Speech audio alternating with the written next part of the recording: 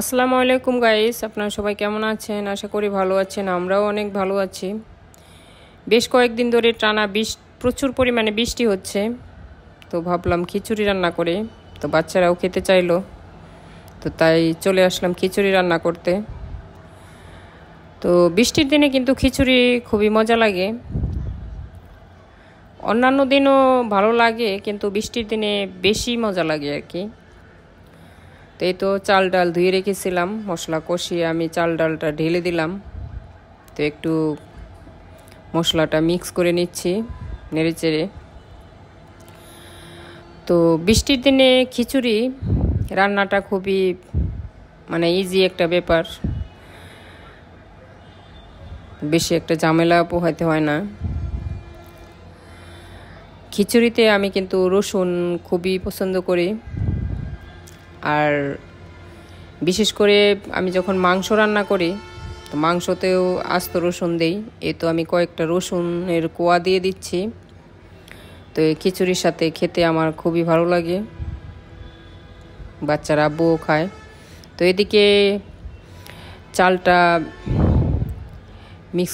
মশলার সাথে মিক্স করে নেওয়া হয়ে গেছে। তো এবার আমি গরম পানি দিয়ে দিলাম পরিমাণ মতো। তো বৃষ্টির দিনে আমার মতো কে কে খিচুড়ি খেতে পছন্দ করেন অবশ্যই কমেন্টের মাধ্যমে জানাবেন। আর ভিডিওতে যারা যারা যুক্ত হয়েছেন এখনও যারা লাইক দেননি, লাইক দিয়ে দেন। এই তো খিচুড়িতে বলক উঠে গেছে, এবার আমি চুলার আঁচটা কমিয়ে দেব। তো ডেকে দিলাম। এই তো পানি টেনে গেছে।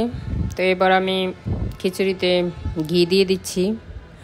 খিচুড়িতে কিন্তু ঘি দিলে খিচুড়ি খেতে খুবই টেস্টি হয় এবং খুবই একটা ঘ্রাণটা খুবই সুন্দর হয়। বিশেষ করে খিচুড়ি রান্না করলে আমি ঘি দেই। এই তো দিয়ে দিলাম ঘি। আর খিচুড়িতে ঘিটা নামানোর কিছুক্ষণ আগে দিলে বেশি ঘ্রাণটা বেশি থাকে আর কি। এই তো আমার খিচুড়ি রান্না কমপ্লিট। তো আমি কিন্তু আগেই গরুর মাংস রান্না করে রেখেছিলাম। তো আজকে গরু মাংসটা আমি পেঁপে দিয়ে রান্না করেছি প্রেসার কুকারে।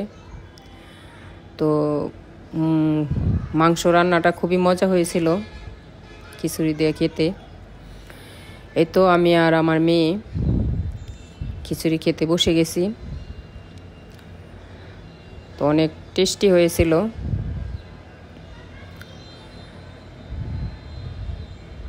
খেয়ে দেখলাম খুবই মজা হয়েছে, আমার মেয়েও বলেছে খুবই মজা হয়েছে।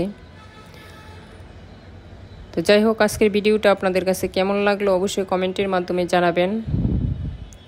আর আজকে আমার খিচুড়ি রান্নাটা এবং মাংস রান্নাটা কেমন হয়েছে অবশ্যই জানাবেন।